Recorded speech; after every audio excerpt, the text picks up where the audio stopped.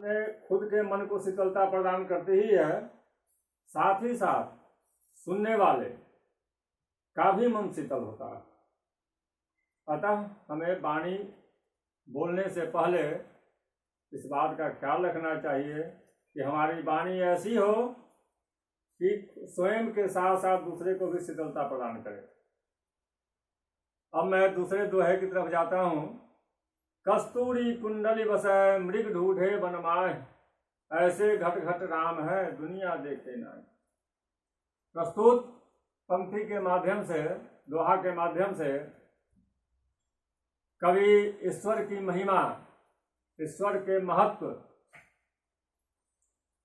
को बताते हुए कहते हैं कि ईश्वर सर्वत्र व्याप्त है, लेकिन मनुष्य अपने अज्ञानता रूपी अंधकार के कारण देख नहीं पाता। यदि हमारे अंदर ज्ञान का प्रकाश हो तो हमें ईश्वर हर घट में, हर प्राणी में नजर आएंगे, हर वस्तु में नजर आएंगे।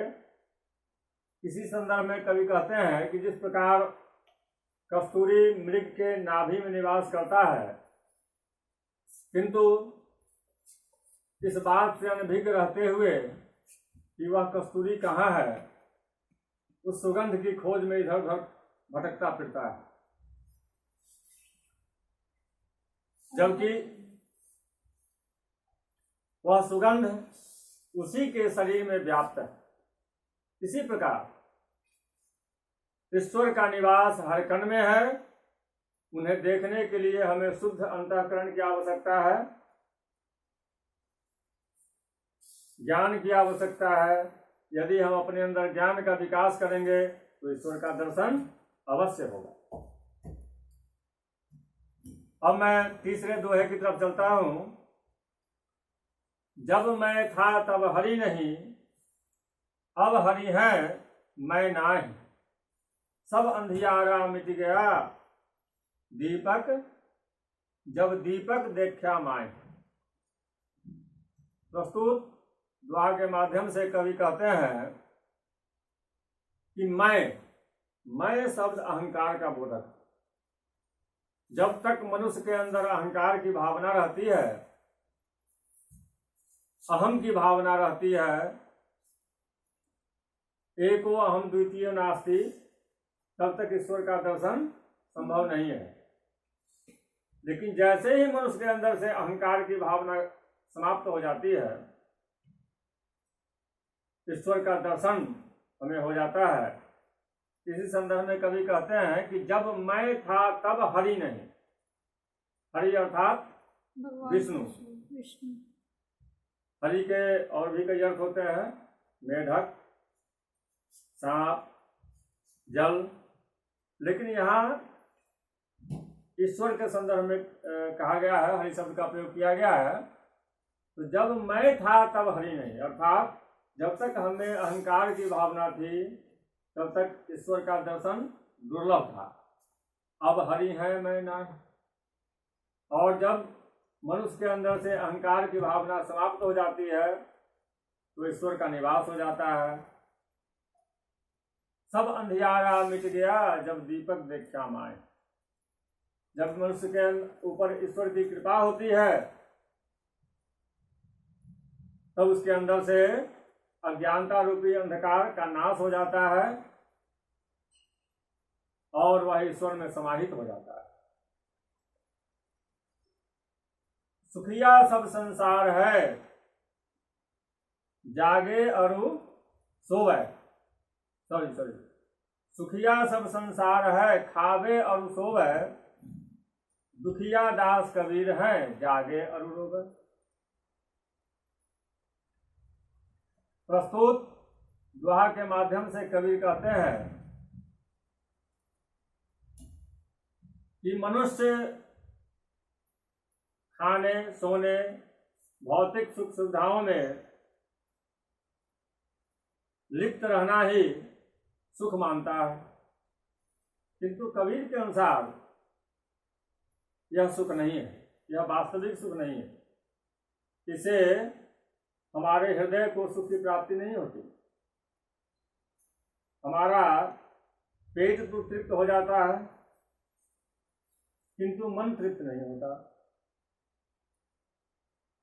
कबीर कहते हैं कि मैं मनुष्य की इस दशा को देखकर मुझे रोना आता है। इस भौतिक सुख सुविधाओं में पड़कर मनुष्य अपने जीवन का सत्यानाश कर देता है,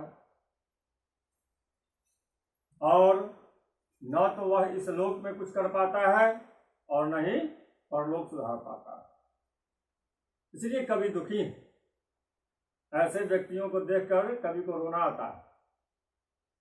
अब मैं अगले दोहे की तरफ चलता हूं। विरह भुवंगम तन बसै, मंत्र न लागे कोई।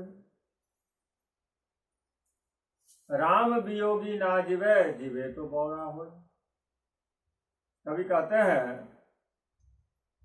कि ईश्वर का विरह उस सर्प के समान है जिसके काटने पर कोई मंत्र काम नहीं आता।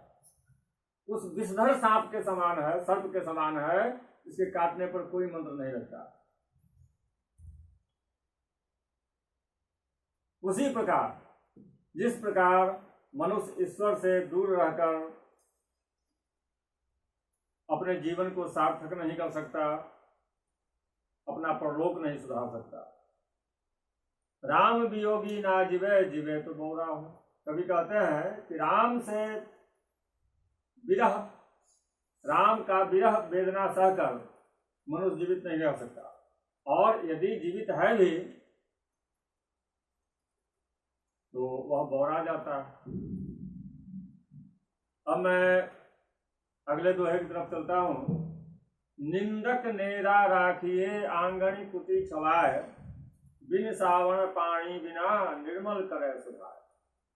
कभी कहते हैं कि निंदा करने वाला व्यक्ति हमारा दुश्मन नहीं बल्कि शुभचिंतक होता है। कवि का कहना है यदि कोई हमारी निंदा करता है वह हमारा शुभचिंतक,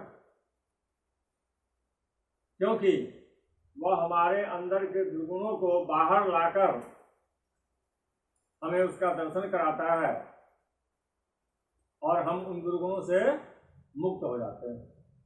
इसलिए कवि कहते हैं कि निंदा करने वाले की अवहेलना न करनी चाहिए बल्कि उसे अपने समीप रखना चाहिए। कवि का यहां तक कहना है कि उसे अपने घर में ही रखना चाहिए, क्योंकि यह निंदा करने वाले व्यक्ति बिना साबुन और पानी के हमारे अंतःकरण को निर्मल कर हमें दुर्गुणों से मुक्त कर सकते हैं। अगले दोहे की तरफ मैं चलता हूं। पोथी पढ़ी पढ़ी जगमुआ, पंडित भया न कोय, एक ही आखर प्रेम का, पढ़े सो पंडित होय। कवि कहते हैं कि पुस्तकीय ज्ञान, पुस्तक में लिखी गई जानकारी प्राप्त कर लेने से कोई पंडित नहीं होता। कवि का ऐसा कहना है कि जिस व्यक्ति के अंदर जीवों के प्रति प्रेम और दया की भावना नहीं है, जो ईश्वर प्रदत्त वस्तुओं से प्रेम नहीं करता, चाहे वह मानव हो, पशु हो, पेड़ पौधे हो, वह व्यक्ति पंडित नहीं हो सकता, अर्थात ज्ञानी नहीं हो सकता, क्योंकि ज्ञान प्रकृति में छुपी हुई है सर्वत्र। अब मैं दूसरे दोहे की तरफ चलता हूं।